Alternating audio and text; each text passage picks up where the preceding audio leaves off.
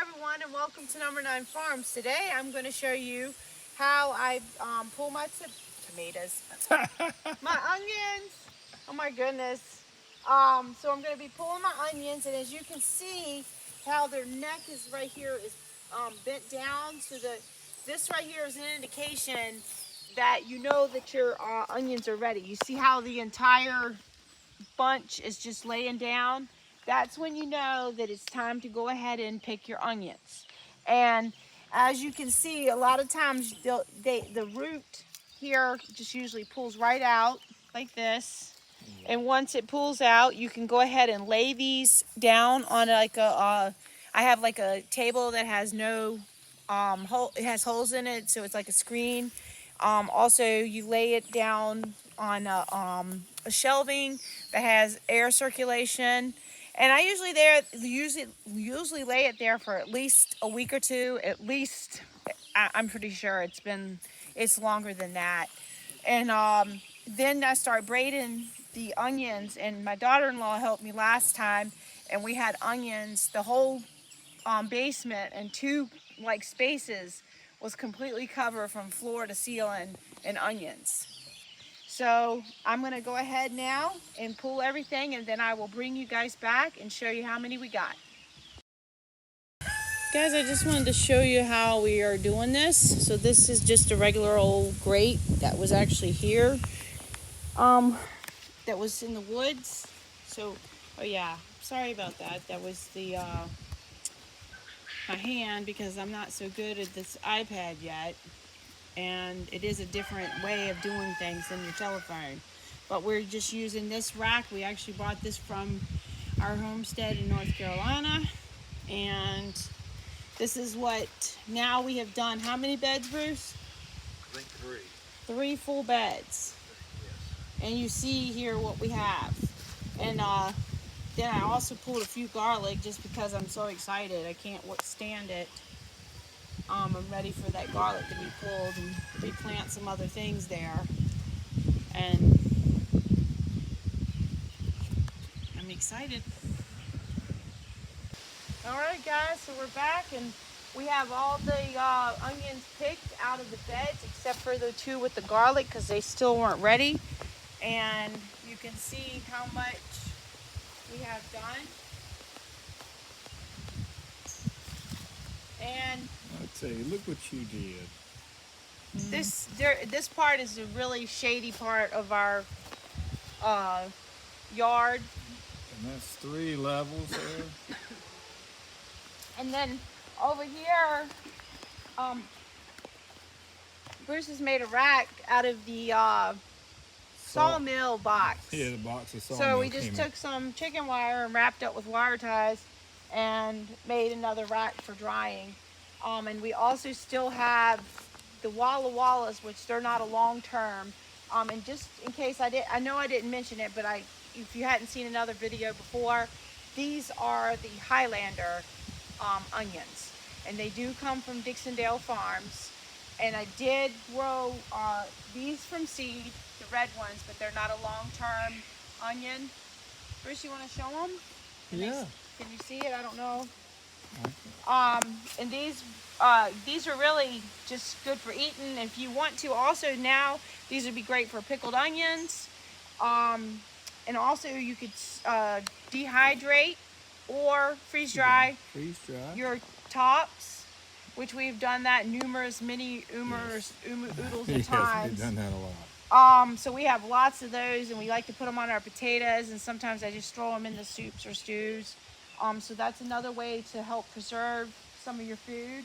And also, we made lots of onion broth, which we use that for like cooking with rice, add into soups. And also we made a onion broth, like a medicine type, I guess you want to call it, where we use that for like when you get a cold or something. And really well. It's really strong. And then also, like when the boys get sick, I take onions and put around their bed, or around their room or whatever. That also is a bonus thing to help, because I'm telling you, it gets rid of the sickness. you know, especially if it's just something viral or, you know, a cold, whatever. And what else, Bruce, do we have to say? I talked about it the whole time, what I could tell everybody. No, just look how good those onions look. So, and also, like this rack here, this rack came out of one bed. So like I said, this is a year's worth of onions for us. And we eat onions every single day. And that is no joke. We put it in salads, we make sandwiches, we tacos, everything, every an day. onion, pretty much. Onions and garlic every day. Like onions in our, like even I take them and put them in the marinades. Yes. So those are. And stir fry. Yes, of course, the stir fries. And the stir fry. But this bed, I want to show you the difference here. You see how some of the other ones aren't as big as this bed?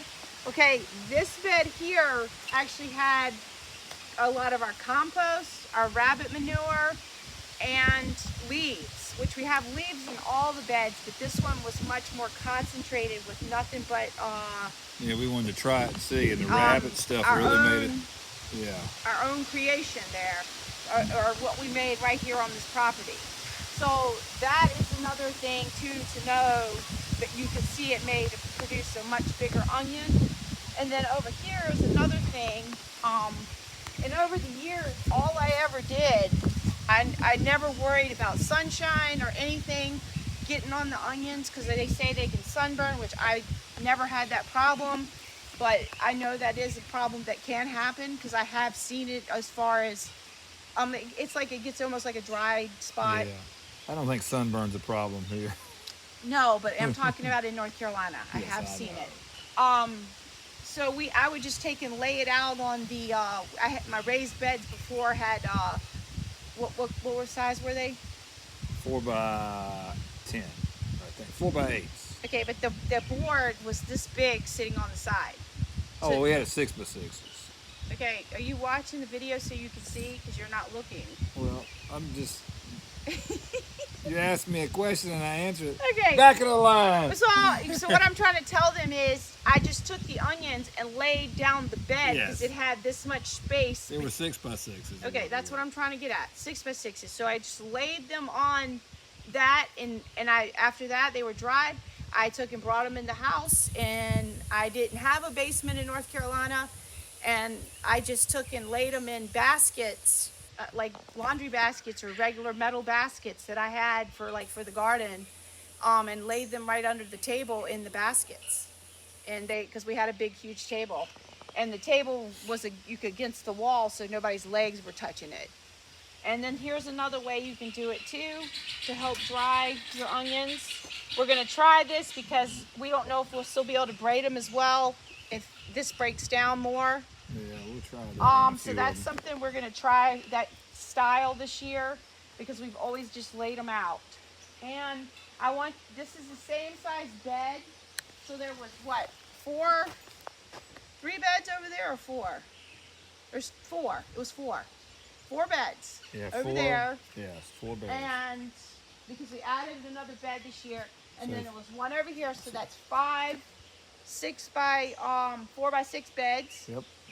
And so that right there can give you an idea. And I paid $300 for the onion sets From Dixondale. So that also can tell you another thing about how much onions it takes. And that included the other leeks too, didn't it? Yes, that's right. But they won't be ready for a long while. So that's, we're a family of 5 now.